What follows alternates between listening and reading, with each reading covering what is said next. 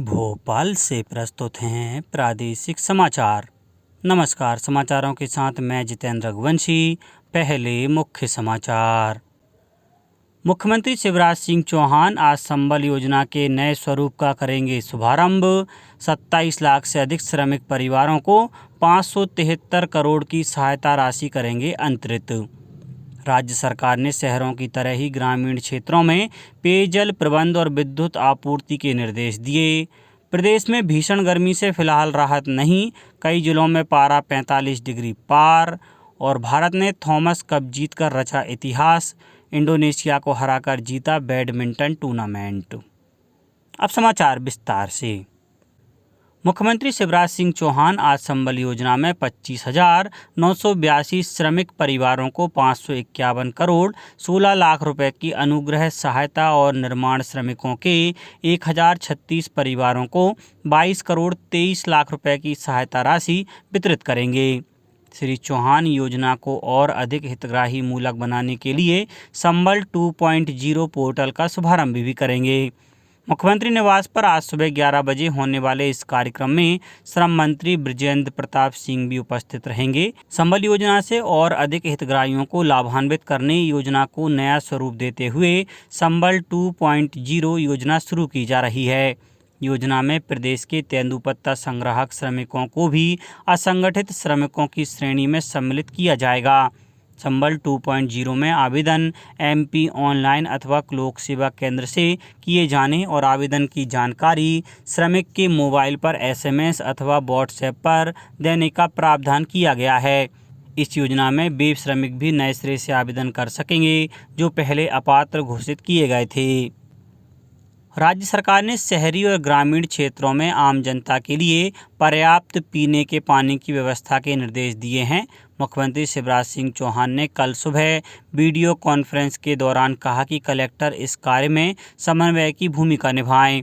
किसी भी क्षेत्र में पेयजल की समस्या ना हो। उन्होंने कहा कि नल जल योजनाओं के संचालन में कोई तकनीकी दिक्कत हो तो तत्काल व्यवस्था सुधारी जाए। हैंडपंप बिगड़े हों तो उन्हें भी ठीक करवाया जाए। मुख्यमंत्री ने कहा कि विकासखंड स्तर पर टीम गठित है। यदि पेयजल योजनाओं में पानी काफ़ी नीचे चला गया है तो राइजिंग पाइप के उपयोग से समाधान किया जाए। उन्होंने कहा कि पेयजल योजनाओं के लिए विद्युत प्रदाय की दिक्कत नहीं होना चाहिए। निश्चित शेड्यूल के अनुसार जल प्रदाय किया जाए। उन्होंने ग्रामीण विकास, जल संसाधन, लोक स्वास्थ्य यांत्रिकी और ऊर्जा विभाग के अमले में समन्वय बढ़ाने के निर्देश दिए। मुख्यमंत्री ने कहा कि बिना बाधा विद्युत आपूर्ति की व्यवस्था भी सुनिश्चित की जाए। भोपाल से चौपाल तक सभी टीम के रूप में कार्य करें। प्रधानमंत्री नरेंद्र मोदी आज बुद्ध पूर्णिमा के अवसर पर नेपाल के लुम्बिनी के दौरे पर रहेंगे। श्री मोदी लुम्बिनी मठ के क्षेत्र के भीतर बौद्ध संस्कृति और विरासत से जुड़े निर्माण कार्य के शिलान्यास समारोह में भाग लेंगे। वे पवित्र माया देवी मंदिर में पूजा अर्चना भी करेंगे। श्री मोदी वहां लुम्बिनी डेवलपमेंट ट्रस्ट द्वारा आयोजित बुद्ध जयंती कार्यक्रम को भी संबोधित करेंगे। भारत सरकार के संस्कृति मंत्रालय के वित्तीय सहयोग से लुम्बिनी डेवलपमेंट ट्रस्ट के तहत अंतर्राष्ट्रीय बौद्ध परिसंघ, भारत अंतर्राष्ट्रीय बौद्ध संस्कृति और विरासत केंद्र का निर्माण किया जा रहा है। अंतर्राष्ट्रीय बौद्ध परिसंघ संस्कृति मंत्रालय के तहत एक अनुदान प्राप्त निकाय है। केंद्रीय कृषि मंत्री नरेंद्र सिंह तोमर ने कहा है कि महामारी के बावजूद कृषि क्षेत्र में अब तक 3.9% की वृद्धि हुई है। उन्होंने कहा कि यह सरकार की कृषि प्रोत्साहन नीतियों और किसानों की कड़ी मेहनत के कारण संभव हुआ है। ओडिशा की राजधानी भुवनेश्वर में एक समाचार चैनल के कार्यक्रम में श्री तोमर ने कहा कि देश का कृषि निर्यात 4 लाख करोड़ रुपए से अधिक का हो गया है, जो काफ़ी महत्वपूर्ण है। भारतीय जनता पार्टी के महिला मोर्चा का 3 दिवसीय राष्ट्रीय प्रशिक्षण वर्ग कल सीहोर के इछावर में संपन्न हुआ। इस 3 दिवसीय राष्ट्रीय प्रशिक्षण शिविर में केंद्रीय महिला एवं बाल विकास मंत्री स्मृति ईरानी, केंद्रीय रेल और टेक्सटाइल राज्य मंत्री दर्शना जरदोश भी शामिल हुए। समापन सत्र को मुख्यमंत्री शिवराज सिंह चौहान ने भी संबोधित किया।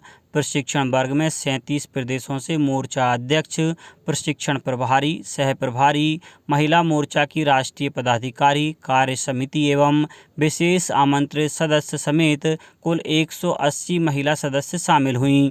3 दिवसीय प्रशिक्षण वर्ग में 13 अलग अलग सत्र आयोजित हुए, जिसमें भविष्य की रणनीति तय की गई।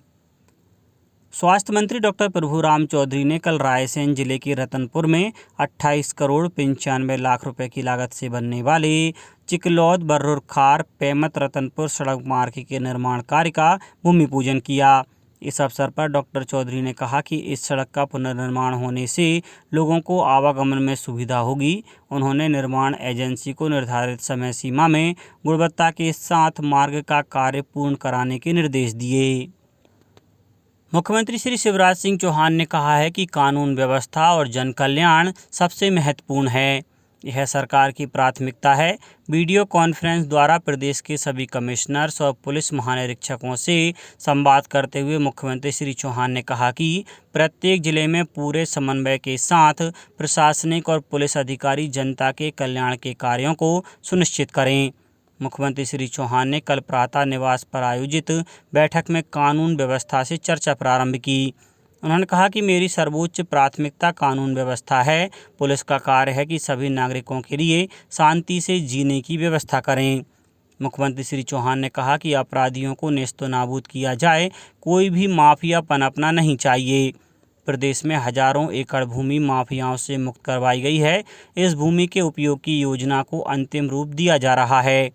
मुख्यमंत्री श्री चौहान ने निर्देश दिए कि शिकार करने और अवैध शराब का कारोबार करने वालों को क्रश किया जाए। उन्होंने कहा कि आज प्रातः बुलाई गई इस बैठक को एक नए उजाले के रूप में अंगीकार कर अधिकारी सार्थक भूमिका का निर्वहन करें। योग, ध्यान और शारीरिक व्यायाम, सुबह की सैर के साथ स्वस्थ रहते हुए आमजन के हित में सक्रिय रूप से सभी कार्य करें। मुख्यमंत्री श्री चौहान ने कहा कि मेरा मुख्यमंत्री होना और आपका पद पर होना तभी सार्थक है जब हम जन सेवा पर पूरा ध्यान दें। मुख्यमंत्री श्री चौहान ने कहा कि गुनाह की घटना से मैं बहुत बेचैन हूं। मेरा संकल्प है किसी भी अपराधी को छोड़ा नहीं जाएगा। गुनाह के प्रकरण में अपराधियों के विरुद्ध ऐसी सख्त कार्रवाई होगी जो इतिहास में दर्ज होगी। शिकार करने और अन्य अपराधों को अंजाम देने वालों के विरुद्ध कठोरतम कार्रवाई हो। इसके लिए पुलिस महानिदेशक से लेकर थाना स्तर तक निर्देश दिए गए हैं। मुख्यमंत्री श्री चौहान ने कहा कि पुलिस विभाग में निरंतर समीक्षा का कार्य हो, अपराधियों को चिन्हित किया जाए, ऐसा प्रयास हो कि अपराध घटित ही न हो। अब बात मौसम की। प्रदेश में इन दिनों भीषण गर्मी पड़ रही है। यहाँ के अधिकांश शहरों में अधिकतम तापमान 45 डिग्री के आसपास पहुँच गया है। प्रदेश के 8 जिलों राहतगढ़, गुना, सागर, दमोह, सतना, ग्वालियर, सीधी व रीवा में लू चली। इस दौरान प्रदेश का सर्वाधिक तापमान 47.6 डिग्री सेल्सियस नौगांव और खजुराहो में दर्ज किया गया। शहडोल जिले में भीषण गर्मी का असर जनजीवन पर भी भारी पड़ा है। दिन में बाजारों में सन्नाटा पसरा रहता है, वहीं सड़कें भी सूनी नजर आती हैं। मौसम वैज्ञानिकों का कहना है कि अगले 24 से 48 घंटों में गर्म हवाएं इसी तरह चलती रहेंगी और तापमान इसी स्तर के आसपास बना रहेगा। यानी फिलहाल गर्मी से राहत मिलने के कोई आसार नहीं है। मौसम विभाग के वरिष्ठ वैज्ञानिक पीके साहा ने बताया कि विभिन्न प्रदेशों में ये हवाएं अलग अलग तरह के प्रभाव डाल रही हैं। प्रदेश के पश्चिमी भागों में टीकमगढ़, सागर, पन्ना से लेकर होशंगाबाद, छिंदवाड़ा, बैतूल, भोपाल, विदिशा, गुना, ग्वालियर जिलों में भी सभी जगहों और नीमच, रतलाम, उज्जैन, इंदौर, धार, देवास, खरगोन के सभी भागों में भीषण गर्मी पड़ रही है। आपको समाचार खेल जगत से।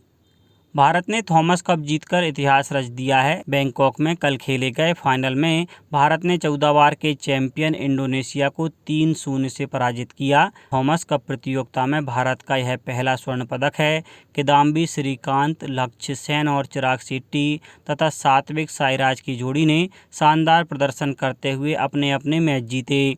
प्रधानमंत्री नरेंद्र मोदी ने भारतीय टीम को शानदार जीत पर बधाई दी है। ट्वीट संदेश में श्री मोदी ने कहा कि भारत ने थॉमस कप जीतकर पूरे देश को प्रोत्साहित किया है। श्री मोदी ने भारतीय टीम को उज्जवल भविष्य के लिए शुभकामनाएं दी। केंद्रीय खेल मंत्री अनुराग सिंह ठाकुर ने भी थॉमस कप जीतने पर भारतीय टीम को बधाई दी। ट्वीट संदेश में श्री ठाकुर ने कहा कि मलेशिया, डेनमार्क और इंडोनेशिया पर लगातार जीत के बाद यह असाधारण उपलब्धि राष्ट्र के लिए बड़े सम्मान की बात है।